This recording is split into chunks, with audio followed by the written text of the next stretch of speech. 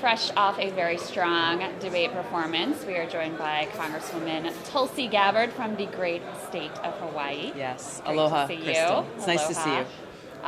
You had a big day today. You went to visit the Homestead Detention Center. What was that experience like? I just came from there, and look, it's heartbreaking.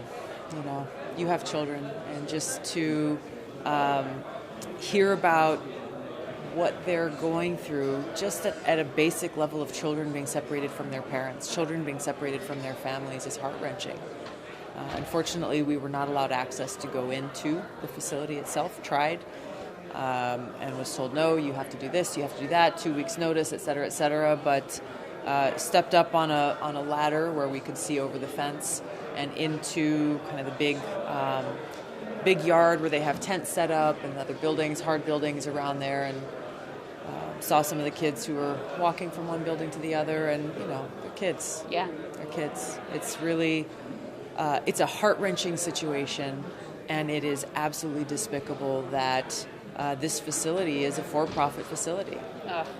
Their business model literally built around keeping those beds full, rather than having the objective that we should all have in this country, which is reuniting these children with their families immediately, as quickly as possible.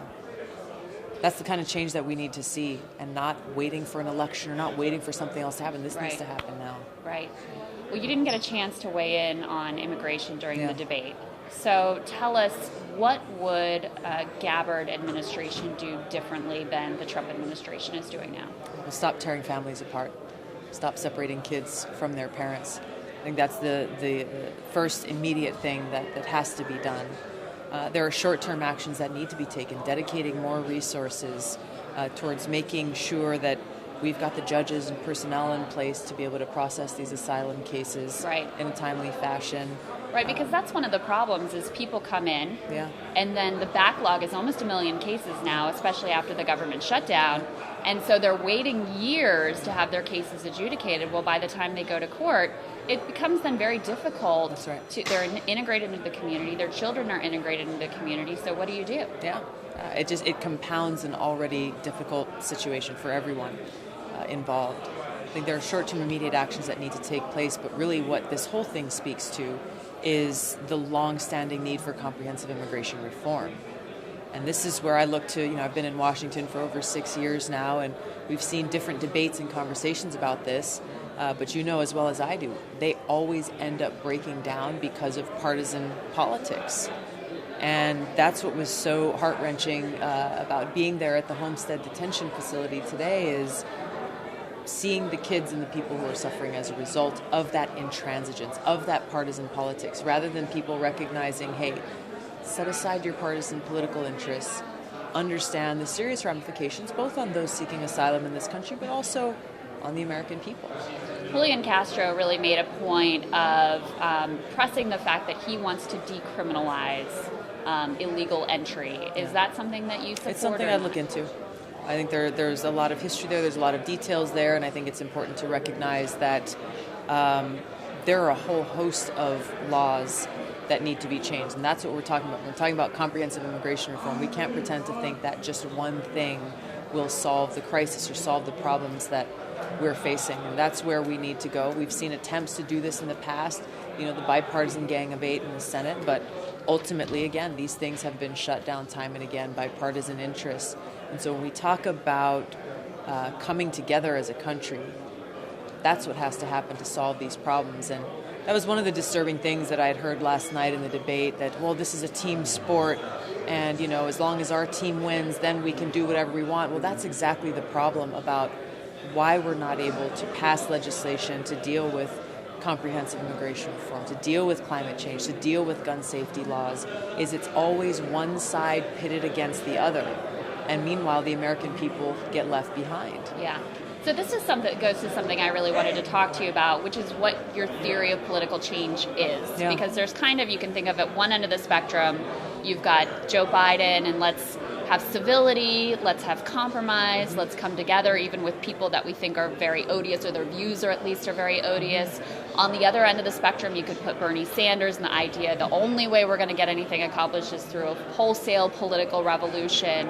What is the Tulsi Gabbard theory of political change?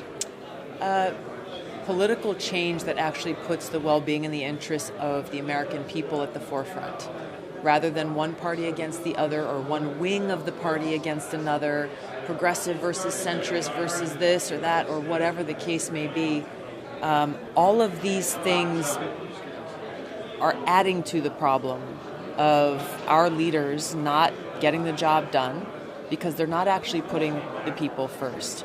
So instead of setting people in these different camps and they're drawing their line in the sand saying you're either with us or you're against us or you're good or you're bad, it's really about saying, hey, let's find the best ideas, whatever label you want to throw them. That's not the point. Let's find the best ideas so that we can come forward and find the solutions that will impact and positively impact people in this country, all people in this country. Why do you think you're the only Democratic candidate with a clear anti-war stance? Look, I think you can point to a number of things. First of all, the experience that I bring is unique to this race for president, of serving as a soldier for over 16 years, still serving as a major in the Army National Guard today, deploying twice to the Middle East. My first deployment was to Iraq, where I served in a medical unit. And it was in 2005 during the height of the war when we were taking extremely high casualties. In Congress, serving over 6 years on the Foreign Affairs Committee, the Armed Services Committee, the Homeland Security Committee, really focusing on the importance of our national security, keeping the American people safe while also understanding this terribly high human cost of war. So it's those experiences that I bring that are unique, and understanding what it takes to stand up to the foreign policy establishment in Washington that has been driving these wasteful regime change wars through both Democrat and Republican administrations, the influence of the military-industrial complex, and being ready on day one to walk into the Oval Office to serve as Commander-in-Chief, knowing that I won't bend to their wishes because I'm clearly focused on who I serve and who I'm fighting for. And that's what's dangerous. And you saw a little bit of this last night in the exchange and the debate. What is dangerous about electing a president who lacks that experience, who lacks that conviction, is they'll walk in without really getting to the depth of how our foreign policy impacts every one of our domestic policies. Right. And we end up continuing what we've already seen, which is decades-long failed foreign policy that has cost us tremendously in American lives, cost us trillions of taxpayer dollars that should be used in making sure people in Flint, Michigan have clean water to drink, dollars that should be used to make sure that our infrastructure, bridges and roads and levees are safe and protecting our communities, should be invested in healthcare, in a green economy. There's so many needs that we have, but I'm the only candidate who's addressing the cost of war and the need for us to be able to resolve that, to change our foreign policy, to address and invest in serving the needs of our people. Well, and you said a number of things that were very interesting in that kind of hot exchange with Congressman Ryan, but one of them was, you said, you know who's protecting al-Qaeda now? It's Saudi Arabia. That's right. If you were president, how would you change our relationship to the Kingdom of Saudi Arabia? Stop pretending that they're our allies, first of all. You can go down a laundry list of things that show that even as much as the foreign policy establishment in Washington claims Saudi Arabia as an ally of the United States and they're battling terrorism and all of these things, they're simply not true. Their interests are not serving the interests of the American people. So whether you're talking about Saudi Arabia's continued waging of a genocidal war in Yemen with U.S. support that is illegal, that Congress never authorized, a war that's taken the lives of tens of thousands of people, causing millions more to suffer, creating the worst humanitarian crisis in our generation. Or you're talking about Saudi Arabia's both direct and indirect support of terrorist groups like al-Qaeda in countries like Syria and Yemen to further their own objective and their own means. Or the fact that Saudi Arabia continues to spend billions of dollars propagating this most extreme, intolerant, exclusivist branch of Islam, the Wahhabi Salafist ideology that is literally the creating the fertile recruiting grounds for terrorist groups like ISIS and al-Qaeda. Saudi Arabia is one of the biggest voices pushing this administration towards a war with Iran. That would be directly counter to the interests of the American people and purely for Saudi Arabia's benefit, a war that would be far more devastating than the war in Iraq. So, I'm passionate about these issues because as a soldier, I feel betrayed. When you have people like President Donald Trump, who's more interested in serving the wishes of Saudi Arabia, even providing direct and indirect support to the very terrorist group that attacked us on 9/11. People like me, I signed up after those attacks happened to go after this terrorist group, and then to have our own leaders in our own country allying with and providing support to that very same terrorist group, Al-Qaeda. It is truly a betrayal for me, for every service member, for every family member who lost a loved one in that attack on 9/11, for our first responders, people who are still suffering from their actions on that day. These are the kinds of changes and the kind of leadership that I'll bring about as president. Once again, putting service above self, putting the interests of the American people above all else. What's been the reaction to your debate performance? You dominated in Google search results, even though you got very little time on the stage. I think you used every minute very effectively. Clearly, people wanted to hear more from you.